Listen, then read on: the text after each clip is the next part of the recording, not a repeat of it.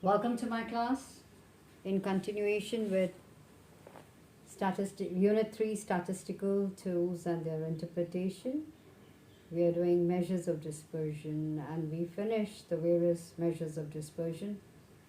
We finished with range, we finished with quartile deviation, we finished with mean deviation, we finished with standard deviation. And today we are going to do the geometric method of measuring dispersion, which is known as the Lorenz curve. But before that, I would want to go in for a little recap of all of this. So what is a measure of dispersion, as we discussed, is what does it do? The measure of dispersion improves our understanding about the behavior of an economic variable. Now, for example, we take range and quartile deviation. These are the methods of measuring dispersion. Now, talking about range and quartile deviation, as you see, they are based upon the spread of values. Okay. So, they are based upon the spread of values. As if you go back to the class, you will understand. And talking about, say, the mean deviation and the standard deviation, talking about these two measures, we find that they are based upon deviations of values from the average. In mean deviation, we consider all. We take median, we take mode. Of course, we just did with median and mean. But in standard deviation, we take, it's based upon the deviations from the average, that is mean. And we also talked about that the measures of dispersion could be absolute or relative. So we, in all of this, range, quartile deviation, mean deviation, standard deviation, we talked about absolute measures of dispersion. What is that now? Absolute measures gives the answer in units in which the data are expressed. However, what we are talking about. So that those are the absolute measures known as absolute measures of dispersion. But what are the relative measures? The relative measures are free from these units and consequently can be used to compare different variables. So that's just a number. That's what it is. And now in this class, I'm going to talk about the geometric method, which is known as Lorenz curve. So that is a graphic method which estimates the dispersion from the shape of the curve. So when you see the shape of the curve, you can know about what is the dispersion. All right. So that's what we are going to do. So, Lorenz curve, the measure of dispersion is based on what is known as, we accumulate the, let me not just go into the theory, let me just explain to you with the help of this data. Now, this is the income in rupees, and these are the number of persons. Now, as a solution, let me just talk about. So, we take the income as given. We accumulate the income like 5, 15, 25, 35, 45. So, 5 plus 15 is 20, 20 plus 25 is 45, 45 plus 35 is 80, 80 plus 45 is 125. Then what we do is, we find out the cumulative percentage of the income that is there. So how do we find out? We take a particular upon the total into 100. So particular income is 5. So this data upon the whole, that is 125 into 100 gives you 4. So 20 divided by 125 into 100 is 16. So we take this cumulative. We are not talking about the income as it is shown. So first we accumulate the income, and then out of the cumulative income, we find out the percentage. So it is 45 divided by 125 into 100, that is 36. Then 80 divided by 125, that is a total, into 100 is 64. And of course 125 divided by 125 into 100 is 100. Now let's just take the number of persons. 8, 10, 14, 10 and 8. Corresponding to these cumulative income, income. So income 5, how many persons? 8. 15, rupees 15, 10. Rupees 25, 14. Rupees 35, 10. Rupees 45, 8. So now what we'll do is we'll accumulate the number of persons who got so much of income. So we call them the frequencies, and we'll accumulate them.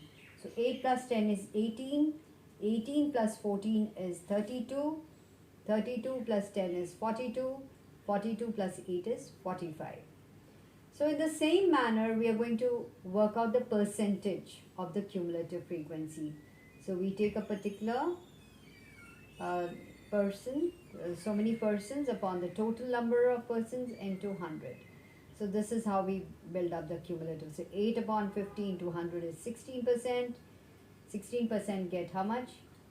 4% of the cumulative income. Then 18 divided by 50 into 100, that is 36%. How much they get?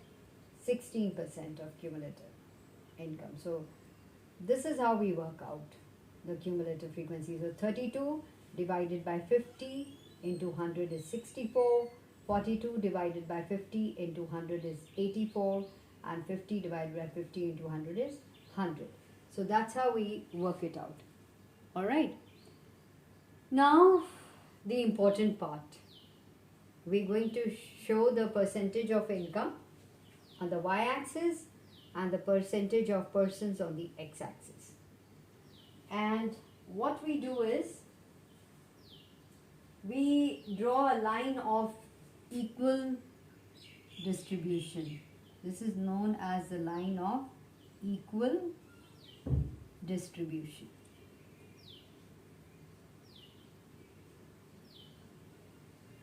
So we connect it to 0 and 100. There are other ways also doing it, to do it, but I have done it this way. Alright? But there will be a line of equal distribution. Just remember that. Now as we plot the coordinates, that's how we'll do it. But here, now look at here. On the y-axis, we take 0 and onwards. 0, 10, 20, 30%, 40%. So percentage of income from 0 to 100. And here, we'll take the 0 on the x-axis and we'll move towards the origin as 100. So 0, 10, 20, 30, 40, 50, 60, 70, 80, 90, 100.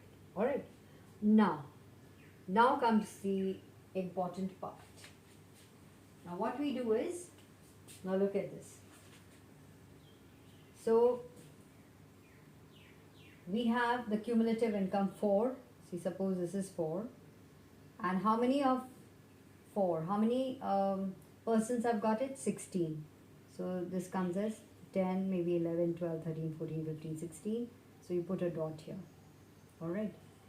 So next is, let's just take the cumulative income is 16. So cumulative income is 16.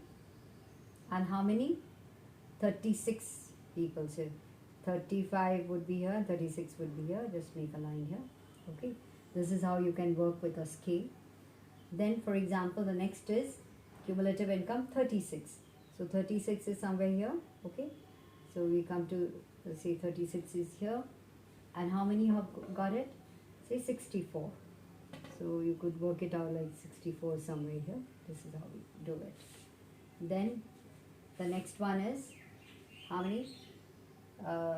64 and 64 cumulative income. We take that as 64 is somewhere here. Okay. So 64 is somewhere here. And how many have got it? How many persons? How many percentage of persons? 84. So put it as say 84 somewhere here. And of course, 100 and 100. So now what you do is you will join these points, the coordinates that you made, and with a free hand you can join. Okay, so this is the Lorenz curve. So this is a Lorenz curve as you see it. This is known as Lorenz curve. So sometimes you get even, we can do it for two people, but let me just once again reiterate and tell you what is the Lorenz curve. So it is a graphic method. Okay, let me just explain it to you once again, that it is a graphic method of measuring the dispersion in any distribution as we see. All right. It was devised by a famous statistician, Max Lorenz. He used this curve for the first time to measure the distribution of income and wealth. And of course, nowadays, this curve is also used maybe to study the distribution of profits, wage, turnover, production, population, and wherever you can apply it.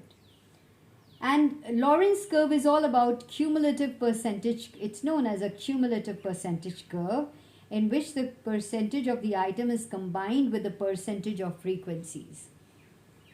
So that is, so for construction of the Lorenz curve, so these are the steps that you have to follow.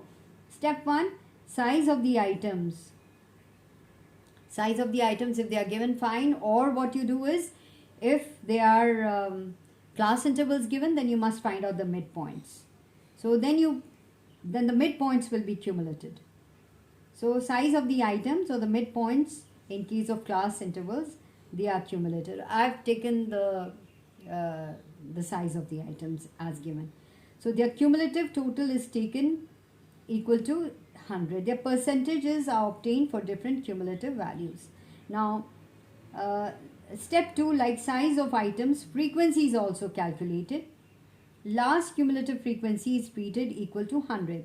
Then all different cumulative frequencies are converted into percentages. Now these percentages, as you can see, are plotted on a graph. The percentages of cumulative frequencies are plotted on the x-axis, and the percentage of cumulative values are plotted on the y-axis. Now let's go to the step 4.